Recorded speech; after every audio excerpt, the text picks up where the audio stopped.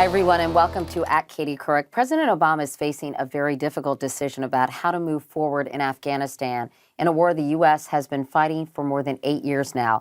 October was the deadliest month so far, with 59 Americans killed.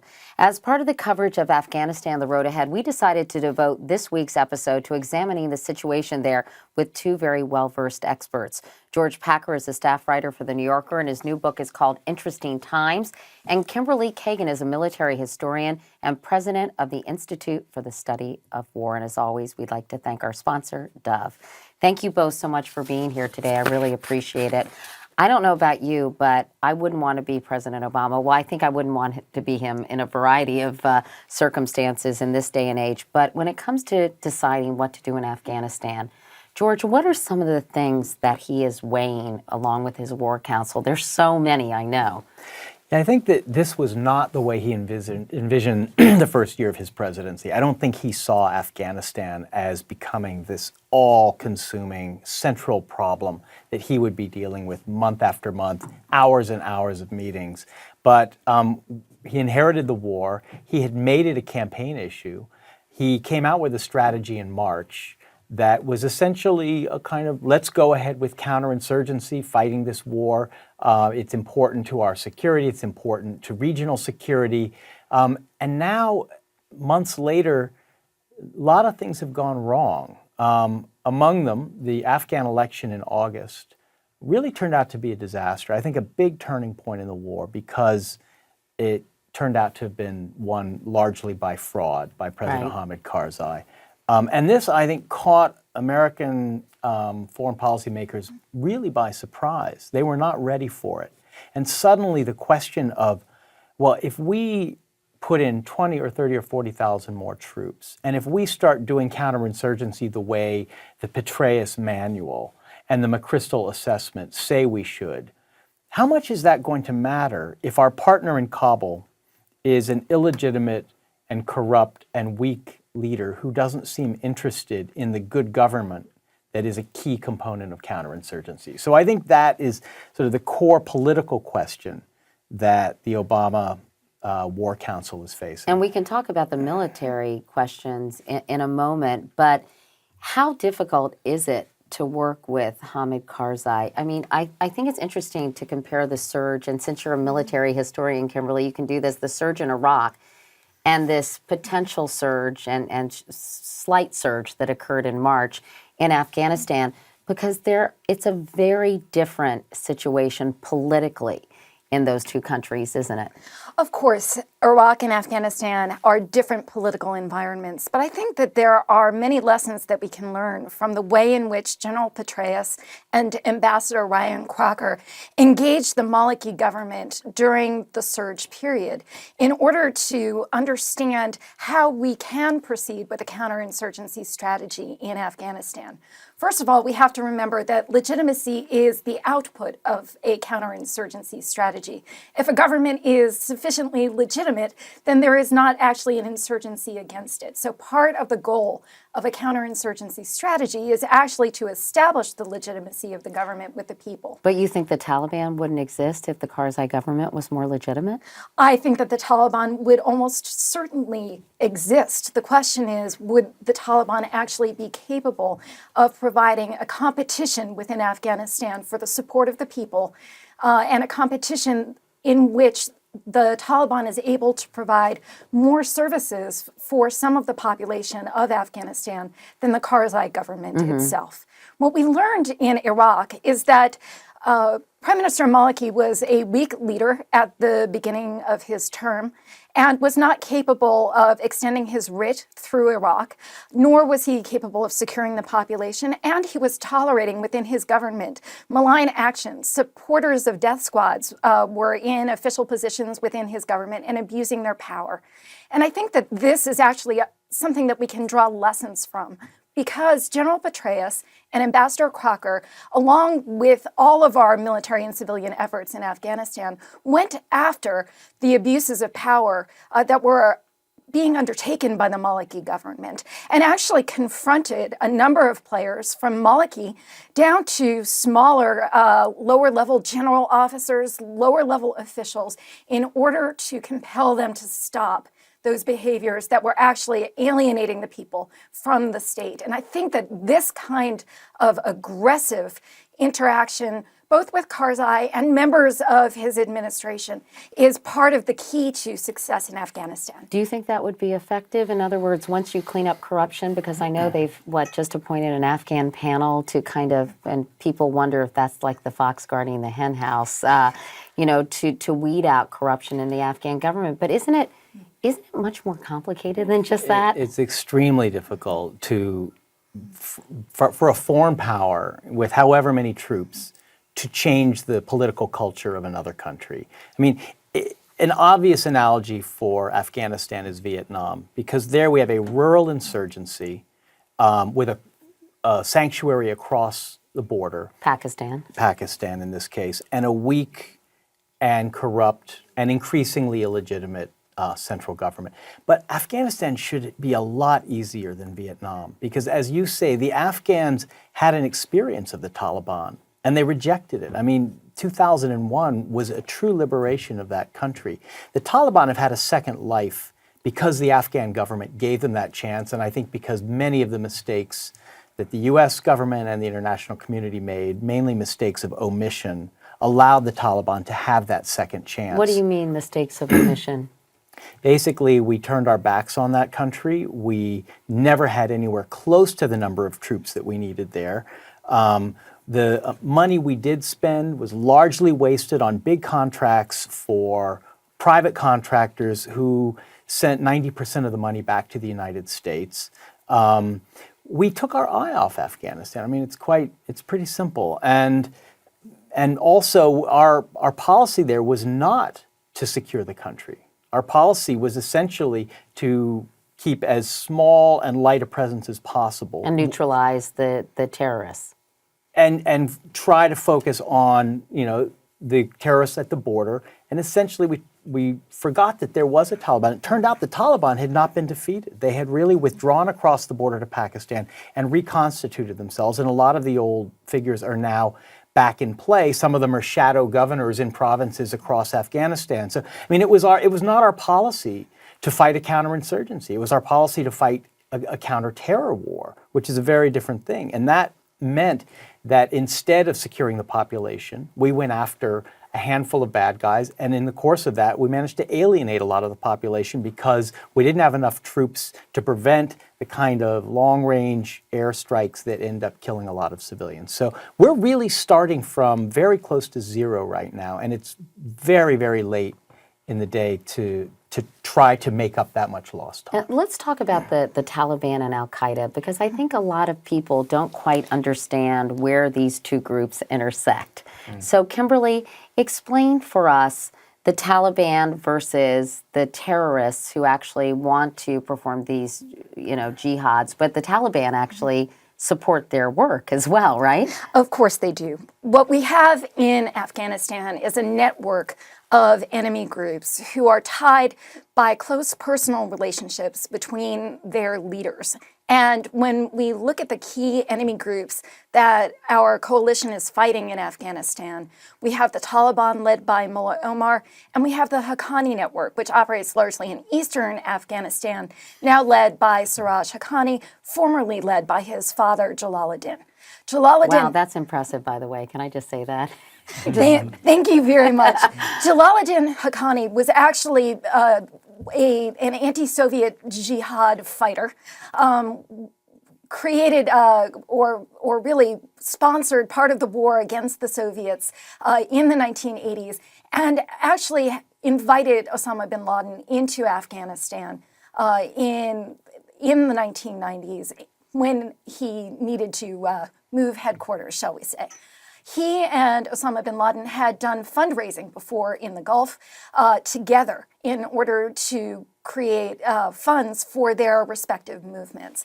And therefore, what we see is a network of personal ties that link the Haqqani family to Osama bin Laden and therefore to Al-Qaeda. Likewise, we see personal ties and then, of course, political ties between the Taliban, led by Mullah Omar, and Al-Qaeda. So although we have different groups operating who have different leaders and slightly different agendas. Al-Qaeda has a global focus. The Right. Taliban has a slightly more narrow focus More on regional. Afghanistan. What we do see is that the first few steps that these groups need to undertake are actually shared in common. They need safe havens. They need to establish a state in which they can produce their vision of law, order, and justice, and from which they can project power. And therefore, in the initial phases of this conflict, one of the things that we've seen is that Al-Qaeda is actually a leading recognizer of Mullah Omar and the Taliban as the legitimate government of Afghanistan and the legitimate leader of Afghanistan, and sees Afghanistan as the cornerstone of its caliphate. And this is why, to get back to your first question, what are the pressures and dilemmas facing Obama's War Council? One apparent way out of this, really difficult project of finally beginning to fight a serious counterinsurgency in Afghanistan has been to shift focus away from the Taliban and toward Al-Qaeda. And that is associated with Vice President Biden. Well, that's more of a counterterrorism versus counterinsurgency, right? And isn't that the strategy we've been employing for 8 years? Well, that's the problem. And in fact, this came up during the strategy meetings in February and March that they had, because this is the second go-round now. The same questions were asked, and people from the Bush years who were still involved in the policy making said, like General Lute? General Lute and people from the Pentagon, when they heard this, well, why can't we just focus on Al-Qaeda? Why do we need to try to reform the government of Afghanistan? It seems so difficult. They were told by people from the Bush years, that's what we tried to do. And it didn't work, because you can't separate out these networks. And you can't imagine that if you ignore the political challenge of Afghanistan and focus on a few targets. Right. Where do you get your intelligence from? Where do you get your base of operations from? If Afghanistan falls to the Taliban, how do we combat Al-Qaeda in the border area? Because we can't go into Pakistan with troops. So we lose the tactical advantage that we now have. So I think they found out in March and decided can't do it that way. They're now asking some of the same questions. And I think, to get to your original question, part of the reasons are political. It's just, this is an increasingly unpopular war, especially with the president's base in the Democratic Party. And I think there are people, his advisors, mainly his political advisors, who are saying, we're not going to break this presidency over this war that we inherited. There must be an easier way through this. At the same time, when they're talking about, so you're saying possibly, and I've been hearing this increasingly, that it may be a strategy that combines counterterrorism and counterinsurgency to kind of help each effort, right? Well, my sense is President Obama will find some middle way, some strategy that takes elements of what he's being told by the Pentagon and by his military advisors and elements of his political advisors' concerns, so that he can tell the country, we're not giving up on Afghanistan. We're going to put more troops in, but we're not going to get sucked into a hopeless attempt to reform the government and economy of this country. Is there a danger, though, to that? Because to placate, say, his base and to kind of take a middle ground, what about the idea of effectiveness? A policy that actually works. That's the question. Exactly. Yeah. And I think that there is risk, and quite a bit of risk, associated with having the president take a middle ground approach. The reason why more forces are needed in Afghanistan in significant numbers, why General McChrystal has presumably asked for approximately 40,000 troops and believes that a counterinsurgency effort is required to succeed, is that the effort has been under-resourced, as George mentioned, consistently under-resourced, and we do not have the number of troops on the ground necessary to establish relationships of trust with the population, to have the eyes and ears on the malign actors in government, to have the eyes and ears on the terrorist groups that are coexisting with the insurgent groups. A lot of people, Kimberly, are saying, even with an additional 40,000 troops, Afghanistan is a nation the size of Texas. It doesn't have these multiple sort of urban centers as Iraq did. And that won't be enough troops to really win the hearts and minds of the Afghan people. And the thing that struck me, I went there with Secretary Gates last spring, that it is such a huge undertaking because I guess what we're competing with the Taliban for, and I don't think they're being very effective in this realm, by the way, is providing the Afghan people with a better way of life, with economic opportunity, with educational opportunities, so they can actually live like most people want to live, system. right? Yeah. And a justice system. And security. And security, exactly.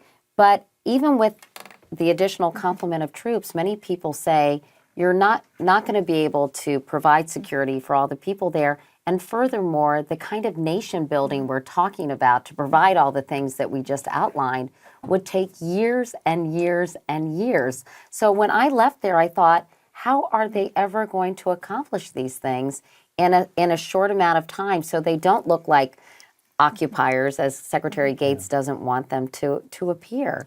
And I think Does that make any sense? It Yeah, does. those and are the key questions. It is a really important question. But first of all, we do not need to protect all of the population of Afghanistan from the Taliban. We have to remember that the Taliban is concentrated in specific geographical areas. Mostly in the south? Mostly in the south, amongst the Pashtun population. Even within the south, there are particular pockets of terrain that are far more important than other pockets of terrain, not only for the enemy, not only for the government of Afghanistan, but also for us. And one of the problems that we've had in Afghanistan, in addition to the under-resourcing of the fight, is that the past commanders in Afghanistan have spread our troops sort of like peanut butter over the Pashtun areas, really dispersing them instead of concentrating them in pockets that were actually important. And they did not define very well which pockets of terrain are important. Kandahar, for example, which is the spiritual heartland of the Pashtun insurgency and of the Taliban, is quite under-resourced in terms of troops. And the Taliban has been able to create itself a sanctuary in the areas surrounding Kandahar city in a way that fundamentally threatens the government of Afghanistan. What are we going to do about that? Well, that's a problem that actually more troops will help to solve, not only by protecting the people in the area around Kandahar, but also by allowing our commanders to have leverage on the local power brokers in Kandahar, such as the Karzai family, in ways that will change the behavior of politicians nationwide. Do you buy that? Well, here's my problem. I am a huge admirer of the Petraeus Counterinsurgency Field Manual and of its best practitioners. Before we went on, we were talking about Colonel, now General H.R. McMaster, who succeeded brilliantly in Iraq. And there are plenty of others. And General McChrystal, who doesn't have a background in counterinsurgency, wrote a brilliant report this summer about Afghanistan. I mean, it was as politically astute as anything I've read about that country. But here's the problem. First of all, do we know that the Afghans want to be protected by foreign forces? It's sort of an assumption of counterinsurgency that, if this plus this equals this, more forces plus population-centric strategy equals, success in counterinsurgency. What if after 8 years, people in the Pashtun areas have decided that we are their enemy, and that if they have to choose between NATO and the Taliban, they're going to choose the Taliban? And by the way, they're not just in the south. They're in the east. They're in the north. Parts of Kunduz have now become dominated by Taliban forces. They're in the west.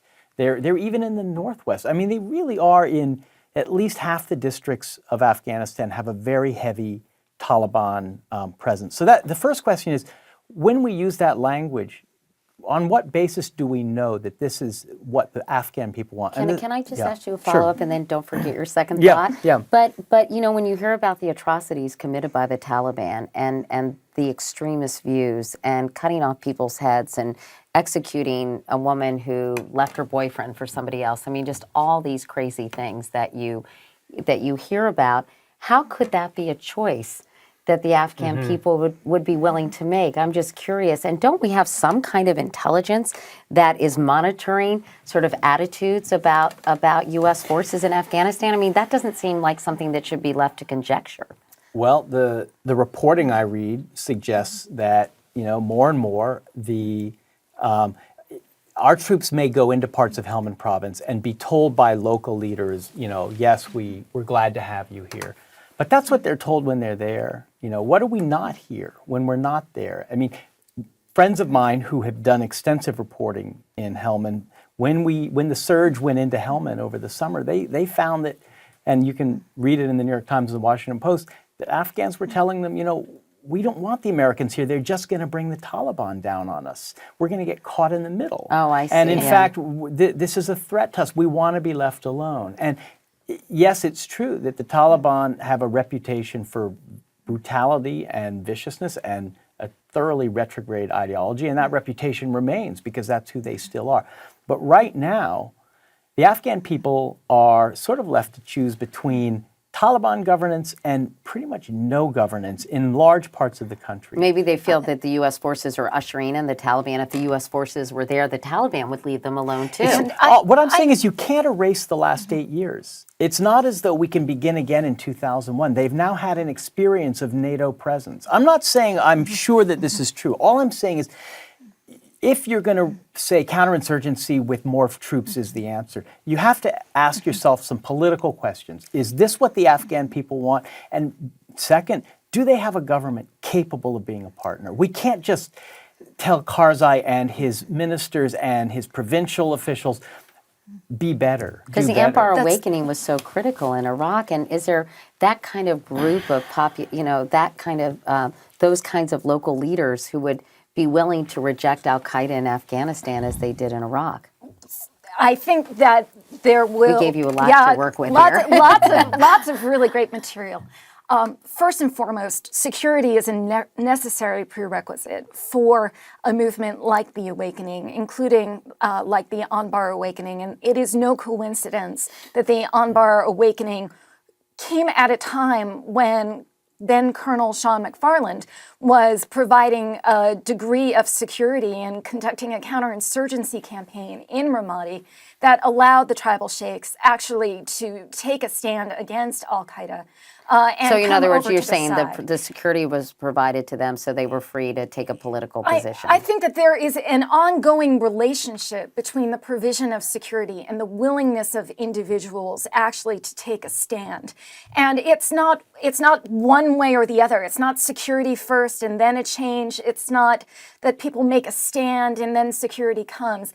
Those two processes work together. It's a good faith process between local leaders and counterinsurgents. We saw that in Ramadi, and quite frankly, we have not provided those kinds of levels of security in Afghanistan that will actually make the population generally comfortable with turning against the enemy and supporting coalition forces for a while. And one of the reasons why we haven't done that is that we actually have not stayed in particular locations for long periods of time in Afghanistan. Even in Helmand province, where we have waged a longish campaign with some features of counterinsurgency.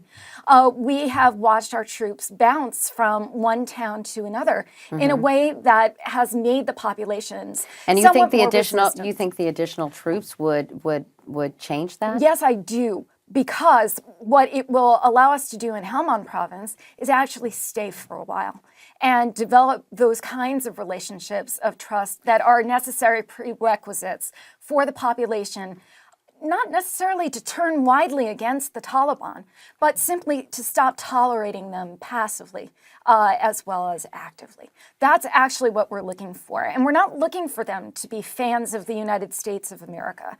There is certainly a counter-occupation undertone in a lot of the Afghan resistance. What we need to do is create enough space and enough time for the people to expel the Taliban and to create enough legitimate security forces with enough capacity that they can remain secure. And I That's think our job. some of that anti-occupation mentality would probably decrease if we were more effective, by the way, in terms of bringing security and opportunities, I think, to the Afghan people. But let me ask you, George, about the whole we could stay long enough notion that Kimberly just brought up. I mean, how do you balance that? You want to stay long enough to establish some security, and yet we've been warned repeatedly by Secretary Gates and many other people the dangers of being seen as long-term occupiers. Yeah.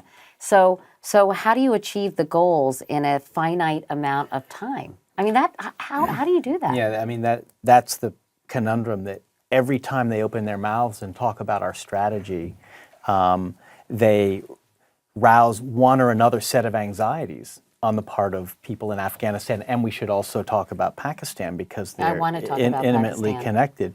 I mean, just this weekend, Secretary Clinton said, we're not going to be there forever. Don't get the idea that we have no long-term designs on this country. And one of the unintended consequences of those remarks was for senior officials in Pakistan to say, well, if you're not going to be there for very long, why should we tailor our policy so that we lose we no longer have our Afghan Taliban as a counter to India? I mean, so we're sort of damned if we do and damned if we don't. Right. The longer we stay, the more we do become an occupying force, because no matter how good we are, there are always going to be incidents, there are always going to be frictions and tensions, and that after 8 years, there have been lots of them. And the Taliban have very successfully used their propaganda campaign to turn this into a nationalist resistance, which it wasn't at the beginning. I mean, it was based in an ideological Pashtun movement. It has now kind of tried to claim the mantle of nationalism, and it's been pretty effective. And we've had a terrible propaganda campaign. So on the one hand, that's a danger. But on the other hand, if we have our eye on the exits... Yeah, we can't be seen as short-timers either, obviously. Which is what Pakistan has always seen us as being. But even Afghanistan doesn't want us to be seen as short-timers necessarily, do they? Or would they be okay with that? I think if there's an American infantry company a half mile away from a village, and their Humvees are kicking up dust every time they go out on patrol, those villages do not want that American unit to be there any longer than they have to be. I mean, in the abstract, yes, it's important for us to appear to be committed to this government, to this region, to the interests of people in this region, and not to swing wildly from engagement to disengagement every time we have an election, or every time, there's a geopolitical change, like the Cold War ends or 9/11 happens. That's what's happened. We've had this kind of wild swings of policy so that people in that region have no idea what our intentions and commitments are. On the other hand, heavy military presence makes people unhappy, and they want the foreigners to leave, and that's the situation right now in Afghanistan. And I think we can learn some, though, from our Iraq experience, where, in fact, there was a counter-occupation movement as part of the insurgency in 2007. And one of the things that we learned is that people do react differently when your forces are actually effective and achieving something for them. They don't necessarily want your forces there. They don't want them there longer than necessary. If they do receive benefits, such as security, then they're willing to put up with it in practice, if not necessarily in rhetoric. And then finally, what matters is then creating the capability within the indigenous government, in this case within the Afghan government, actually to secure the population. And here is an element of our strategy that has been particularly weak over the past 8 years, developing the Afghan National Security Forces. Right. We have intentionally capped the size of those forces, and in order to cap the cost of raising those forces, we have intentionally overtrained those forces, and quite frankly, in some respects, under-equip them for the fight that they actually face. And one of the things that we need to do over the next few years is dramatically accelerate the growth and effectiveness of the Afghan security forces. And we do that in part by having enough U.S. troops on the ground to partner with them, to conduct operations with them day in and day out, so that they grow in their capabilities exponentially by modeling themselves on us, and then we can start tweezing our forces away. I'm going to ask you 2 quick questions, and we're almost out of time, so we have to be succinct, even though this is an internet and has endless real estate. The one question is, do you think Pakistan is doing enough in terms of partnering? Because 80% of the Pakistani people do not approve of the U.S. military strategy in Afghanistan or against al-Qaeda. So is Pakistan doing enough? Obviously, they have a huge vested interest, to say the least, in what the United States does in Afghanistan. Pretend like you're on one of those talk shows and you have to talk I think quickly. Pakistan the government has begun to understand that they have a Taliban problem of their own. And that's a big change in 1 year. I mean, they have now You mean gone, in terms of the safe haven? No. in terms of going after the Pakistani Taliban in Swat and now in Right. South Waziristan. That's something they were not doing a year ago. That's a big change. But they have not yet distinguished their own Taliban from the Afghan Taliban. The Afghan Taliban remain an asset of theirs, which they think they can use for their own interests Why? in Afghanistan. Well, they invented them. I mean, 20 years ago, the Taliban were practically a creation of Pakistani intelligence as part of the jihad. And since then, they've been Pakistan's check against what they see as an Indian effort to encircle Pakistan using a friendly government in Kabul. So that's their national security strategy. And we're asking them to change it. That's a big thing to ask them to change. As one of Richard Holbrooke's aides said to me, it's like a weapon system. The Afghan Taliban are a weapon system for the Pakistani military. The military doesn't just give up a weapon system unless it's forced to. And let me ask you, Kimberly, how, I was also fascinated. We flew over the poppy fields in southern Afghanistan. And I wondered, since so much of the world's heroin supply comes from the poppies in Afghanistan and it's fueling the Taliban and al-Qaeda and the insurgency, how is that going in terms of trying to transition to healthier crops like pomegranates and other things? That seemed a bit naive to me, and maybe I was being unfair, but how is that progressing? One of the things I've learned in my research is that the Taliban has many sources of income, and they tax the population of Afghanistan. They receive money from overseas. But isn't the opium supply? Exactly. And then they tax the opium supply and presumably profit on it from other ways. They also tax licit crops, including wheat. And one of the things that we've discovered over the past few years is that wheat is sufficiently scarce in Afghanistan that often it draws a higher price than poppy. So as we start thinking about going after the Taliban, we are right to think about the opium supply and trying to hinder the Taliban's ability to harness funds from that. But we also have to make sure that we actually have a comprehensive package to cut off the Taliban's financing in all of the realms where they get money. And we have to be something less than naive to think that we can cut off. We can't cut off all of their access to drugs, the supply of drugs, and the profits that they get from those drugs. And we can't know whether we are actually cutting off their supply or somebody else's. And so we should think about Taliban sources of funding, but we can't simply go after the drugs and think that we're going to constrain the Taliban from all of its... cut their heads off because it's cutting off Exactly. their financial engine. Exactly. Real quickly, what do you think President Obama's going to do? I'm just curious. You've done so much reporting on this. What is your sense? I think he's going to find a middle way that buys him some more time, that quiets down the critical voices in his own party without... And by the way, a lot of the American public isn't too crazy about This war is losing popularity really, really fast. Almost since he's been president, the air has gone out of it. And so I think he does not want his presidency to be broken by the Afghanistan war. He reminds me of JFK making decisions on Vietnam that essentially kicked it down the road a bit, did not commit to an all-in or all-out policy, and I think hoped things somehow took a turn while not allowing his presidency to be defined and destroyed by this war. That sounds like a political maneuver and not real leadership, doesn't it? It's obviously going to be partly a political decision. He's a political leader. He can't afford to be totally out in front of the American public on this war, or else the support for it would disappear immediately.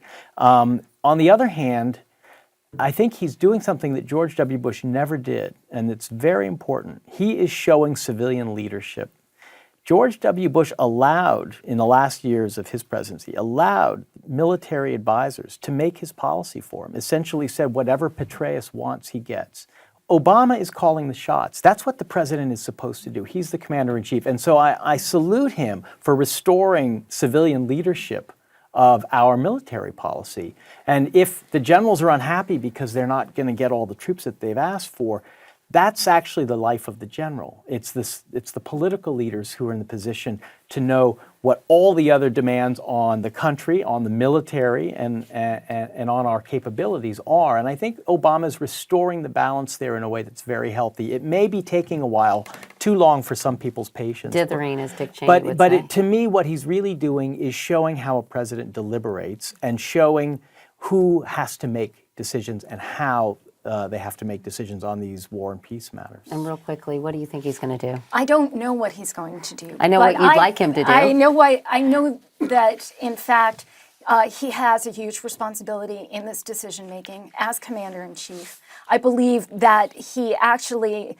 needs to show leadership of this war for the American people, and that public opinion actually tends to follow our leaders rather than proceed where our leaders should go in foreign policy. He needs to create support for this war because, in fact, as the Strategic Review has shown, it is a necessity that U.S. forces be in Afghanistan, defeat the Taliban, and do so in a way that helps American interests, not only in Afghanistan, but in Pakistan and the entire region. I also think that it's important for the president to remember that as commander-in-chief, he is making decisions about strategy, and that there is some extent to which there is a technical art to determining force levels that the generals go through with their staffs in theater, making allocations of troops to tasks, and that he, the president, is responsible for setting the mission and setting the strategy. But if he's engaged in pulling 2,000 troops here and 1,000 troops there, he is engaged in something that's beneath his pay grade. And so he has a responsibility now for strategic leadership, a responsibility to make a wise decision, and then a responsibility to lead the nation once that decision is made. And the decision should be made pretty soon, right? Maybe this week. But can I say one more thing? Yeah, Kimberly yeah. used the phrase defeat the Taliban. We cannot defeat the Taliban.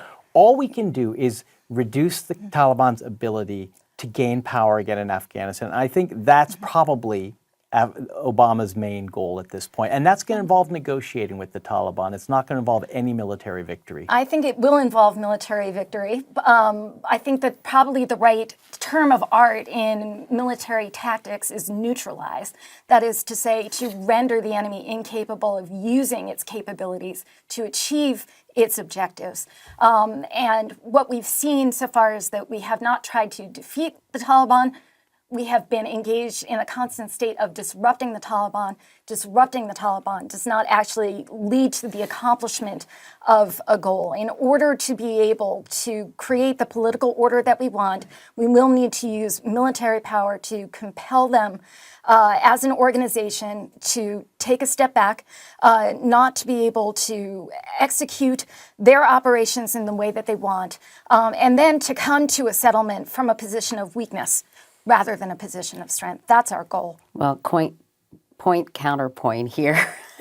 But George, thank you very much. Kimberly, thank you guys. I really appreciate your perspective. And once again, Kimberly Kagan is the president of the Institute for the Study of War. George Packer is a staff writer at The New Yorker, and his new book is called Interesting Times. Thank you again. It was an interesting conversation. I really appreciate it.